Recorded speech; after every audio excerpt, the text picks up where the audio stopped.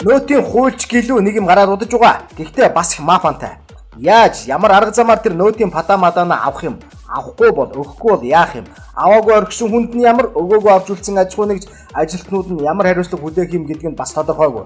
Өчигдөр орой буюу 4-р сарын 6-ны орой ажил тарж байх үеэр гихтэл миний биевээр Баян бүрдийн тойргийн Баруунгарт байрлах Мойлоос бензин авлаа.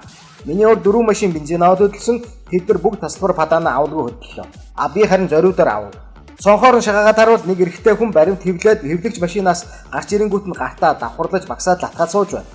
Би өөрийнхөө хэлээд авлаа, дурамчханд өгөх шиг санагдав.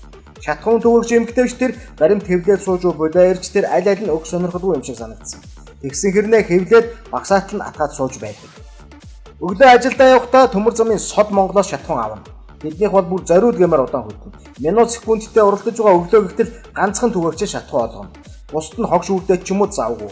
Шатхуун түгээгч шатхуунаар түгээх үргэлтэл баймаар юм. Тэр тусмаа өглөөний ярууд авчих цагаар. Гэтэл үгүй штэ хөдөлнөө нэг байхгүй. Арайг шатхуунаар шахуулж дуусаад тасвараа авах гэхээр нөгөө цонхонд нь хүн байхгүй.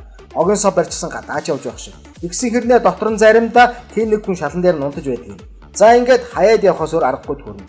Зориудаар ингэдэг байлгүй гэж бодно. Ерөнхийдөө нэмэн үрдгийн албан дотрын хууль нэг иймэрхүү маягаар хэрэгжиж байна. Үүнийг хяндаг, шалгадаг, хариуцлага тоосдог газар гэж байна уу? Хуулийг уг нь хэрэгжүүлэх гэж баталдаг баймаар юм. Манайд бол тоог үүсгэх гэж баталдаг юм шиг.